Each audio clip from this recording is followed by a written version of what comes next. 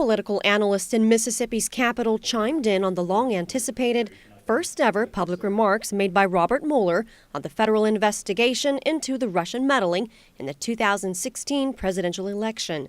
In his speech Wednesday, Mueller seemingly said little about the specific findings of the FBI's investigation, but analysts say they're pleased just the same to finally get words from him on the matter. Well, I'll start by saying Mueller is a man of few words, and the fact that he was speaking at all, I think, is noteworthy. Right? This investigation has been going on for a while, and he has been silent, at least publicly. So, words of any sort are significant if spoken from Robert Mueller. A key point which Mueller addressed in his brief speech was that, according to Justice Department policy, charging the U.S. president with a crime was not an option his office would consider.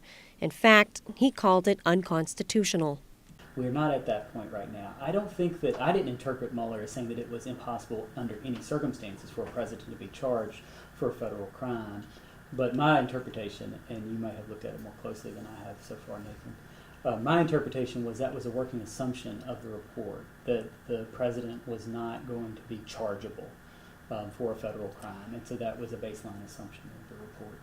I would agree with that reading, but I would also add, it seems to me as if Mueller is being careful to say is the president can be charged at a later time when that person is no longer president. Right. And I think that's something to keep in mind too. I think that was why he was trying to be as clear as possible here, because the waters have been muddied so much by maybe different people who have been interpreting the Mueller report for different reasons in a certain way.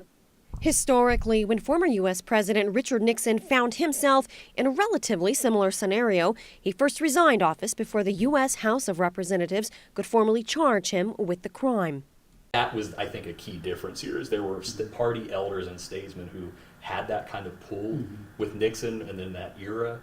Today, Donald Trump has the pull within his party to resist that sort of thing if it were to happen. And this is something that you and I have talked a lot about, but I don't know if it's top of mind for most viewers. What we have seen in part is an alignment between party and ideology in a pretty extreme way that we didn't have in the 1970s, such that now Republicans are conservative and Democrats are liberal in general. That's at least the perception, and in many respects the reality.